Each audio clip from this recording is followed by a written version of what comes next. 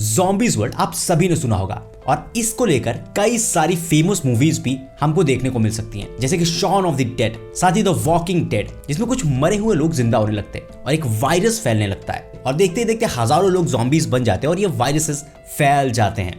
ये घटनाएं और ये चीजें बहुत ज्यादा काल्पनिक लगती थी, लेकिन अब नहीं। 1 दिसंबर 2022 को आई एक साइंटिफिक रिपोर्ट ने पूरी दुनिया को हिला के रख दिया और पर्दा उठाया इन ज़ॉम्बीज वायरसेस से। Deadliest strain of an unknown virus। दोस्तों, इन ज़ॉम्बीज वायरस की रिपोर्ट्स को दुनिया भर के बड़े मीडिया संस्थानों ने कवर किया, लेकिन एक ऐसे रीजन में हुई थी जहां पर परमानेंट बर्फ जमी रहती है। ये पूरी दुनिया के लिए एक खतरे की घंटी है, जिसे सुनकर आपके भी होश उड़ जाएंगे। तो क्या लोग ज़ॉम्बीज की तरह बनने लगेंगे जैसा हमने मूवीज में देखा था? और क्या खोज निकाला इन साइंटिस्ट ने ज़ॉम्बीज से कनेक्टेड? और क्या ये ज़ॉम्बीज वायरस जिसे सुनकर आप भी कहेंगे OMG? अभी जानते हैं इन ज़ॉम्बीज वायरस को, जिसे लेकर पूरी दुनिया में तहलका मच गया है। दोस्तों, आमतौर पर साइंटिस्ट और रिसर्चर परमाफ्रॉस्ट रीजन पर रिसर्च करते रहते हैं। परमाफ्रॉस्ट रीजन धरती का वो रीजन होता है जहां पर परमानेंटली बर्फ जमी रहती है, चाहे कोई भी मौसम हो, गर्मी हो या फिर सर्दी, और कई हजारों सालों से वहां पर बर्फ जमी ही है। और ऐसी एक रिसर्च हुई थी रशिया के साइबेरिया के यूकेशी अलास्क में, एक लेक के 52 फीट नीचे, यानी करीबन 6 फ्लोर की बिल्डिंग के बराबर की डेप्थ से नीचे के सैंपल से ये रिसर्च की जा रही थी, जो कि परमानेंट फ्रीज था हजारों सालों से। और उसमें मिले करीबन 13 पैथोजेंस, यानी कि 13 नए वायरसेस। और ये एक यूरोपियन साइंटिस्ट की टीम थी जिन्होंने कुछ दिन पहले ही इन वायरसेस को निकाला और उसके बाद रिवाइव भी किया, यानी कि जिंदा भी किया। और ये ह्यूमन हिस्ट्री में एक रिकॉर्ड भी था कि इतने पुराने वायरसेस को कैसे जिंदा कर दिया गया। और इसीलिए इन साइंटिस्ट ने इन वायरसेस का नाम रखा ज़ॉम्बीज वायरसेस, क्योंकि एक ज़ॉम्बीज की तरह मर के जिंदा हो गए हैं। साथ ही ये सभी रिवाइव किए हुए वायरस इन्फेक्शियस भी हैं, यानी कि फैल भी सकते हैं। साथ ही एक इससे बड़ी बात निकल के आई कि इन 13 पैथोजन यानी ये वायरसेस में से एक वायरस था 48,500 साल पुराना, यानी कि वो एक वायरस करीबन 48,500 सालों से उस बर्फ में दबा था और उसके बाद भी वो जिंदा हो गया, जो कि बहुत ज्यादा शॉकिंग था। और इस एक वायरस ने ह्यूमन हिस्ट्री का पुराना रिकॉर्ड तोड़ दिया, क्योंकि इन्हीं साइंटिस्ट की टीम ने 2013 में साइबेरिया से एक वायरस निकाला था जो कि 30,000 साल पुराना था और वो रिवाइव हो गया था। लेकिन अब इस ज़ॉम्बी वायरस ने उस रिकॉर्ड को तोड़ दिया। ये करीबन 48,000 साल पुराना वायरस आज जिंदा हो गया है। दोस्तों, रशिया के साइबेरिया में पाए गए इन वायरस को सिर्फ और सिर्फ जमीन के नीचे ही नहीं पाया गया। दोस्तों, इनमें से कुछ वायरस को पाया गया मैमथ के फर में भी। मैमथ एक एंशिएंट एलिफेंट होता था जो कि काफी ज्यादा बड़ा होता था, जिसको आप लोग स्क्रीन पर देख सकते हैं। कुछ ऐसा होता था मैमथ, और इसके टस्क बहुत ज्यादा बड़े होते थे, ये काफी विशाल होता था। और रशिया के साइबेरिया में इनके फॉसिल्स को हमेशा पाया जाता है, क्योंकि ये वेल प्रिजर्व रहते हैं उस बर्फ में जहां पर इनके फर को भी निकाला जा सकता है। और इसी फर में इनमें से कुछ वायरसेस को पाया गया था। साथ ही एक वुल्फ के फॉसिल्स में भी इनमें से कुछ वायरस को पाया गया, जो कि इस वुल्फ की इंटेस्टाइन के अंदर से निकाले गए थे। तो ये एंशिएंट वायरस हमें एंशिएंट जानवरों पर भी देखने को मिले हैं। और ये जो ओल्डेस्ट वायरस, जो कि 48,500 साल पुराना है, इस वायरस को नाम दिया गया है पेंडोरा वायरस येडोमा। सो इसका नाम पेंडोरा बॉक्स पर पड़ा है, जो कि एक ग्रीक मिथोलॉजी का वर्ड है और इसका मतलब होता है कुछ बुरा और कष्ट देने वाला।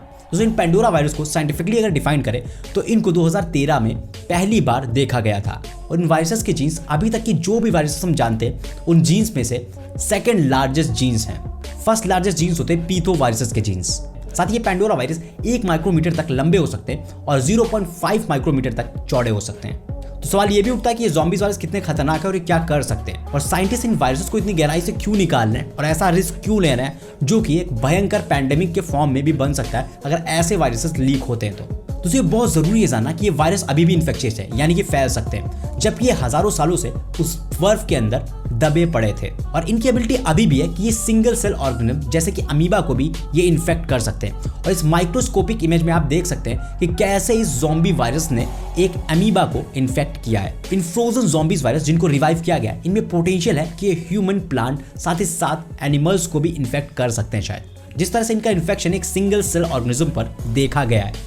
और इनके रिजल्ट्स ह्यूमंस और एनिमल्स में और भी ज़्यादा खतरनाक हो सकते हैं, जो कि एक ज़ॉम्बीज की तरह भी हो सकते हैं। तो ये साइंटिस्ट जो कि इन चीज़ों पर रिसर्च कर रहे हैं, उनका मानना है कि चीज़ें काफ़ी ज़्यादा इंपॉर्टेंट है कि हम इन वायरसेस के ऊपर रिसर्च करें, जिससे वाकई में पता चल सके कि ये वायरस कितने ज़्यादा खतरनाक है। साथ साथ पता ये भी चलेगा कि ये वायरसेस कैसे काम करते हैं, ये कैसे फैलते हैं, ये प्लांट्स, एनिमल, ह्यूमंस पर कैसे असर दिखाते हैं और ये कितने ज़्यादा डेंजरस हो सकते हैं ह्यूमैनिटीज़ और एनिमल्स के लिए, और जिसके चलते इन रिसर्च से मेडिसिन और साथ ही साथ वैक्सीनेशन भी बन सकती हैं। और इन सब चीज़ों के लिए ये रिसर्चेस ज़रूरी भी हो जाती हैं, क्योंकि ये वायरसेस भी आने वाले कल में कभी भी फैल सकते हैं और एक पैंडेमिक का रूप ले सकते हैं, जैसे कि कोविड-19 वायरस ने लिया। लेकिन आपको क्या ये सही लगता है कि साइंटिस्ट का जमीन की इतनी गहराई से इन वायरसेस को निकाल कर उनको जिंदा करना और उसके बाद उनके ऊपर रिसर्च करना सही है या गलत है? क्योंकि इनको निकालने से भी इन वायरसेस के फैलने के चांसेस और ज़्यादा बढ़ जाते हैं।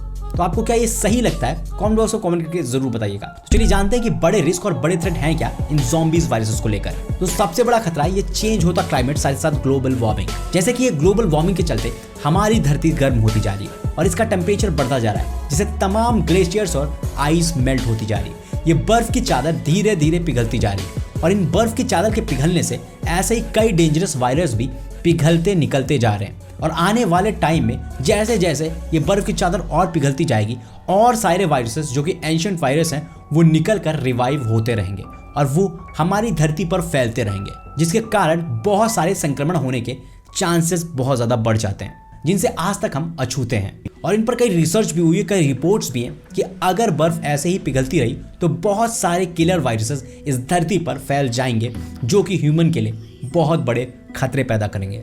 और वैसा ही कुछ ये ज़ॉम्बी वायरस भी इशारा कर रहे हैं। तो दूसरा बड़ा रिस्क है ह्यूमन की गतिविधियां, जो कि हमेशा से बढ़ती रही हैं और ये अब आर्कटिक रीजन में और परमानेंट आइस वाले रीजन में काफ़ी ज़्यादा बढ़ती जा रही हैं। आर्कटिक एक्सप्लोरेशन के नाम पर दुनिया की कई सारी कंट्रीज में एक रेस सी लगी हुई है। ये वहाँ पर कई सारी रिसोर्सेज को ढूंढती हैं, माइनिंग करती हैं और बहुत सारी गतिविधियां करती हैं। और ऐसी माइनिंग से कौन से वायरसेस ओपन हो जाए और ह्यूमन लाइफ के लिए वो कितना ज़्यादा खतरनाक हो, उसका हमको नहीं पता। तीसरी चीज है पोचिंग, यानी कि जानवरों के पार्ट्स का अवैध व्यापार, जिसमें मैमथ और कई और जानवरों के पार्ट्स शामिल हैं।